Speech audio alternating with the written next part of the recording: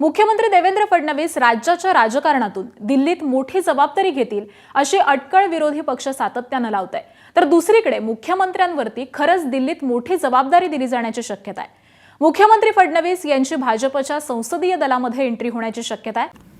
मुख्यमंत्री देवेंद्र फडणवीस यांची केंद्रीय मंत्रिमंडळात वर्णी लागणार असल्याची चर्चा जोर धरत आहे गेल्या खूप दिवसापासून।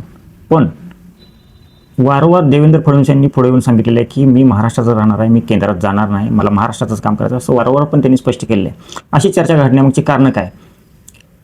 अशी कोणती गोष्ट घडली की देवेंद्र फडणवीस यांना केंद्रात किंवा केंद्रीय मंत्रिमंडळात स्थान देण्याचा निर्णय घेण्यात आला? तर ह्याच्यामागे खूप कारण आहेत, कारण त्यांचा प्रशासनातील दीर्घ अनुभव। आता देवेंद्र फडणवीस जर पार्श्वभूमी बघितली तर देवेंद्र फडणवीस काही डायरेक्ट मुख्यमंत्री झालेले नाहीत। त्यांची पार्श्वभूमी जर बघितली तर ती सुरुवातीला नागपूरमधून नगरसेवक निवडून आले होते, त्याच्यानंतर ती महापौर झाले, महापौर झाल्यानंतर ते आमदार म्हणून निवडून आले, 4-5 वर्ष काम केले, त्याच्यानंतर ते मुख्यमंत्री झाले आणि मुख्यमंत्री झाल्यानंतर की ते विरोधी पक्षनेते म्हणून काम केले, उपमुख्यमंत्री म्हणून काम केले। तर महाराष्ट्राच्या राजकारणात गेले 14 वर्ष 15 वर्ष जर तुम्ही केंद्रस्थानी राहिलेला प्रमुख नेता म्हटलं तर भाजपमधला देवेंद्र फडणवीस नाव घ्यावं लागेल। खरं म्हणजे महाराष्ट्रातील राजकारणामध्ये शरद पवारांनंतर गोपीनाथ मुंडे असतील, विलासराव देशमुख असतील, त्याच्यानंतर देवेंद्र फडणवीस यांचा कार्यकाळ खूप प्रभावी मानला जातो। कारण मुख्यमंत्री म्हणून सर्वाधिक काळ महाराष्ट्रामध्ये देवेंद्र फडणवीस यांच्या आधी शरद पवारांनी काम केलं होतं, त्यांचा विक्रम देवेंद्र फडणवीस यांनीच मोडला। आणि खरं म्हणजे यासाठी खूप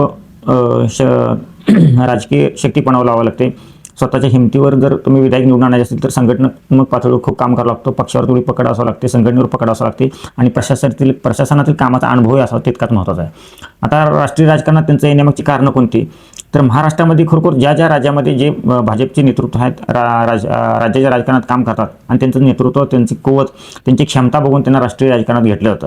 आता देवेंद्र फडणवीस कार्य बघितलं तर महाराष्ट्रामध्ये त्यांनी जवळजवळ भाजपला स्वतःच्या हिमतीवर किंवा स्वतःचे बहुमत, स्वतःच्या पक्षाचे बहुमत जवळजवळ 3 वेळा आणण्याचा प्रयत्न केला। जवळजवळ 100च्या पार विधायक निवडून आणले, जवळजवळ 3 वेळा बहुमत म्हणजे 5-6 विधायक सोडले तर त्यांना जवळजवळ बहुमत भाजपला मिळवून देण्याचं कार्य त्यांनी यावेळेला केलं होतं। खरं म्हणजे ह्याच्या आधी महाराष्ट्रामध्ये जर बघितलं असेल भाजप शिवसेना असेल, युती असेल किंवा महाविकास आघाडी असेल तर ह्यांचं दोन्ही पक्षांचं सरकार यावेळेला आलं होतं याच्या आधी। पण महाराष्ट्रामध्ये देवेंद्र फडणवीस यांच्यानंतरच स्वतःच्या कोतीवर किंवा एक हाती सत्ता देवेंद्र फडणवीस यांनी मिळवली होती, यामुळे आपापच त्यांचं वजन राष्ट्रीय राजकारणात वाढलं गेलं आहे। आता ह्यामध्ये केंद्रीय मंत्रिमंडळ वर्णी लागण्याची किंवा शक्यता सतत का वर्तवली जातात? कारण संपूर्ण देशाचं राजकारण जर बघितलं ह्या गेल्या 2 महिन्यामध्ये तर जेनजींचं जे आंदोलन झालं त्यामध्ये जेनजींचं आंदोलन म्हणजे तरुण पिढीला समजून घेणारा एखादा नेता, तरुण नेता भाजपच्या एखाद्या राज्यामधला त्यांना हवा आहे आणि असं नेतृत्व देवेंद्र फडणवीस यांच्यामध्ये त्यांना दिसत आहे। केंद्रीय नेतृत्वानं असा निर्णय घेतला की आता तरुण पिढींना जे त्यांच्या समस्या आहेत, प्रश्न आहेत, त्यांचे विचार आहेत समजून घेण्यासाठी, जाणून घेण्यासाठी एक तरुण नेतृत्व आपल्यामध्ये उदयास यायला पाहिजे आणि ते निर्माण केलं पाहिजे, ह्यासाठी त्यांनी प्रयत्न चालले आहेत। त्यामुळं राष्ट्रीय अध्यक्ष, भाजपचे राष्ट्रीय अध्यक्ष नितीन नवीन यांच्या नेतृत्वाखाली एक संघटनात्मक पातळीवर एक नवीन कमिटी तयार केली जात आहे, त्यामध्ये देवेंद्र फडणवीस यांची वर्णी लागण्याची शक्यता आहे। आता ह्यामध्ये भाजपची जर घटना बघितली तर ह्या घटनेमध्ये सर्वात शक्तिशाली जर कुठलं मंडळ असेल तर ते संसदीय मंडळ आहे। तर या संसदीय मंडळामध्ये कोण कोण असतं? तर संसदीय मंडळाची सदस्य संख्या 11 असते। यामध्ये राष्ट्रीय अध्यक्ष नितीन नवीन यांच्याबरोबर माननीय पंतप्रधान श्री नरेंद्र मोदीजी, त्यानंतर गृहमंत्री अमित शाह, त्यानंतर संरक्षण मंत्री राजनाथ सिंह यांच्याबरोबर भाजपचे खूपसे भारतातले दिग्गज नेते ह्या संसदीय मंडळामध्ये असतात। आणि ह्या संसदीय मंडळामध्ये राज्याच्या राजकारणात मंत्री असताना किंवा मुख्यमंत्री असताना कोणाला घेतलं जात नाही। आता ह्याच्या आधी जर बघितलं तर संसदीय मंडळामध्ये राज्याच्या राजकारणात मंत्री असलेला कोणी घेतलेलं नाही। पण देवेंद्र फडणवीस असं याबाबतीत वेगळं ठरू शकतात, कारण ते आता महाराष्ट्राचे मुख्यमंत्री आहेत आणि महाराष्ट्राचे मुख्यमंत्री असताना त्यांना संसदीय मंडळामध्ये जर घेतलं तर त्यांचं खूप मोठं वजन वाढलेलं आहे किंवा त्यांना राष्ट्रीय राजकारणात निर्णय घेण्याच्या प्रक्रियेमध्ये सहभागी होता येईल। त्यांना राष्ट्रीय राजकारणामध्ये इथून पुढे कुठलाही निर्णय घ्यायचा असेल तर त्यांचा विचार महत्त्वाचा मानला जाणार आहे।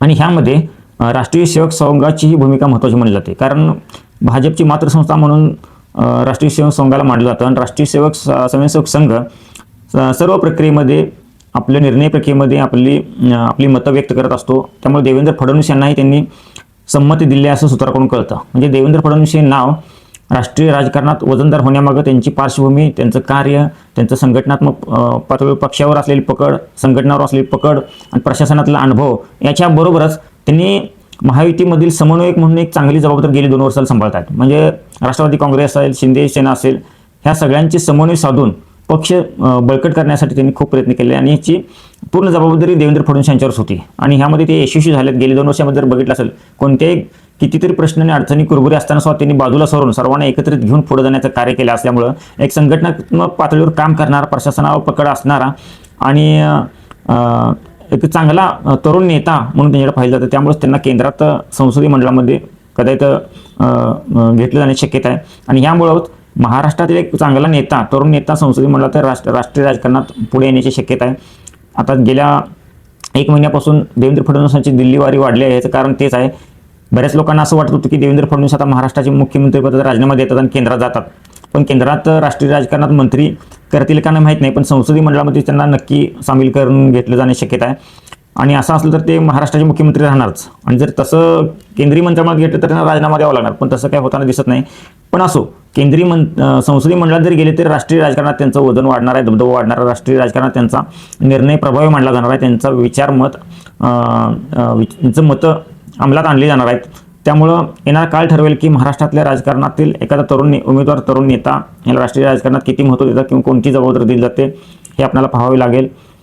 आज आपण जर बघितलं, महाराष्ट्रामध्ये तिन्ही पक्षांचं सरकार आहे आणि तिन्ही पक्षांचं सरकार असताना वेगवेगळे प्रश्न असतील, महिलांचे प्रश्न असतील, शेतकऱ्यांचे प्रश्न असतील किंवा महायुतीमधील तिन्ही पक्षांचे, घटक पक्षांचे प्रश्न असतील, हे प्रामुख्याने व्यवस्थितपणे मांडून सोडण्याचं कार्य देवेंद्र फडणवीस यांनी चांगल्या प्रकारे केलेलं आहे. आणि याची पोचपावती म्हणून त्यांना केंद्रामध्ये स्थान दिले जाण्याची शक्यता आहे. आज इथंच थांबतो. धन्यवाद.